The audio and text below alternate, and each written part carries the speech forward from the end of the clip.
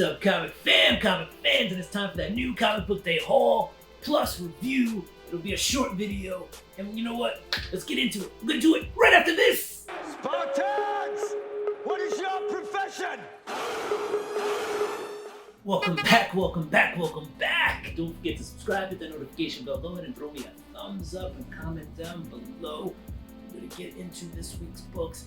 It's a short, it's a quick video, but first, sometimes I like to bring the 50 centers to the house. I got a short little stack, nothing spectacular, but still, I thought they were some cool and interesting books, and so I'm gonna share them with you. All right, from Jeff Johns, we got Green Lanterns Rebirth #1. All right, that's it. Nothing too spectacular. It's the first Green Lanterns book from the Rebirth era. All right. Up next, we have Sonya Versal issue #1.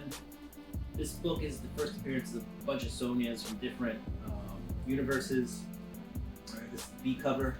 So I just thought, why not? I don't get many Dynamite books, but Sonya, Red Sonya's been around for a while. Brian Michael Bendis hitting the 50 Cent bins with Powers. This is volume 2, issue #1. This was a short-lived TV show on the Sony network when Sony kind of started doing TV. So they did Powers, the television series. It lasted one season. It wasn't, I want to say it wasn't bad. The production value was pretty bad. But I thought it was a fun show. So, if they had a lot more money, maybe season 2 would have been better. But it was what it was, and it was good. All right, Mark Waid and Mike Del Mundo. We got The Avengers, issue #3. This is from 2015 or 16, I want to say. Nothing too spectacular about it, except you got that Alex Ross cover. So, when I see some of these Alex Ross covers, I just gotta jump on them, and that's a dope cover. All right, next up we have Iron Man 527. This is the first appearance of the Space Armor 3. That's all you got with this one. Just the first appearance of this Space Armor 3. Decent book. I think this is like a $3 book. So not bad. Going for $3. Cover price was $4. I paid 50 cents. All right. Next up, we have Homesick Pilots. This is issue 1. This was a pretty good, especially with the first arc, pretty good series. It's still ongoing. I jumped off a couple issues ago. Not because it was bad or anything, but you gotta make decisions, when you're budgeting for your comics, and so this was one of the ones that got cut. Good writing, excellent writing actually, really good art. But this is issue or cover C. Last sold I saw was about $10. That included shipment. But I see them listed on eBay for anywhere from $5 to like $10 for this cover.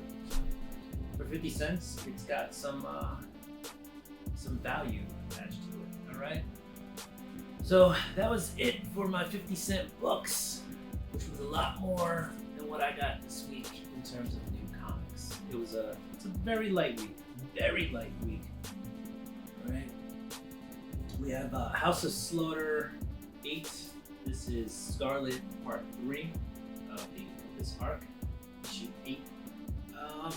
It's good. There's a lot of exposition in this, but I think we're getting to know the main character in this book a lot more. And there's this mention of dragons, so we'll see what this monster dragon is. But House of Slaughter or House of Dragons. We'll see. Anyway, definitely worth a read, I think. Other people may have other opinions, but I think the direction they're going with this book is going to lead to some interesting things. It is a prequel, right, to Something Is Killing Children, so we're going to get some nice little tidbits out of there, okay? Next up, we have Thunderbolts #1. Zub is a pretty good writer. I don't think he did his best on this issue, but I don't think he did his worst. It's good. You got Hawkeye leading the team. If you've been reading any Hawkeye or watching any Hawkeye on Disney Plus, you just know Hawkeye's a character that just calamity ensues, follows him. So he's leading this team of Thunderbolts some new faces, some reimagined characters, if you will. It's good. I'll probably give it a second issue. It wasn't great. It was good. It's interesting. This team seems like it's just destined to fail miserably. And I think that's going to be the premise of it, is this team of individuals, right? All kind of doing their own thing, and at some point, I guess they'll have to become a team. I feel like that's the bottom line from this. Like, they're all going to do their own thing. They're all going to make mistakes, and at some point, they're going to buddy up or whatever, or realize that they need to work together to get stuff done. And that's the bottom line from Thunderbolts #1. All right, last but not least, we got Amazing Fantasy starring Spider-Man #1000. All right, this is the J. Scott Campbell cover B.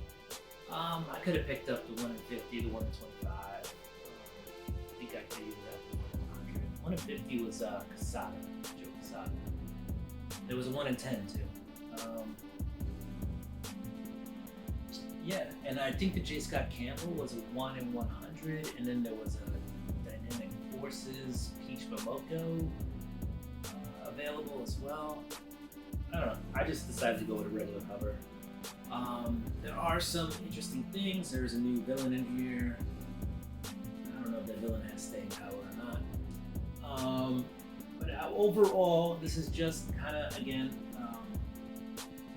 a tribute to Spider-Man, which they've been doing on his landmark issues and all that. It's been a lot of years with Spider-Man, kind of his anniversary, and they're just giving him his time to shine.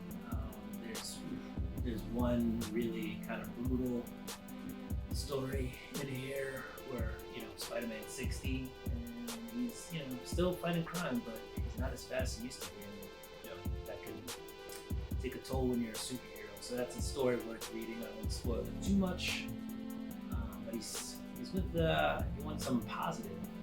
He's with MJ. What else?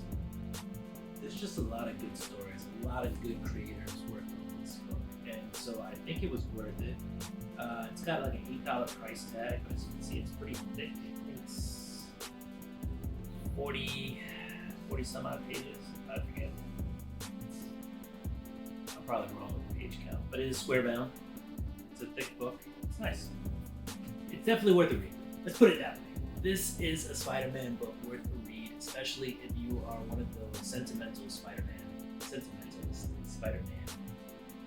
readers. It's just got a lot of really cool stories in there, right? And this J. Scott Campbell is a dope cover. I don't know, some people love him, some people hate him. I think this cover, great. All right, comic fans, that's all I have for this week. That was my new comic book day haul and review. All right, don't forget to subscribe, hit the notification bell, throw me a thumbs up, comment down below, let me know what you thought. Do what you do. I'm gonna do what I do. I'm gonna get ready for next week's books. This week was a little light, so maybe next week, can walk out of the comic shop with a few extra ones. But if I don't, I'm gonna enjoy the few that I do get. All right, do what you do. You do what I do. Again, get ready for next week's books. I know I said that already. I know. Peace.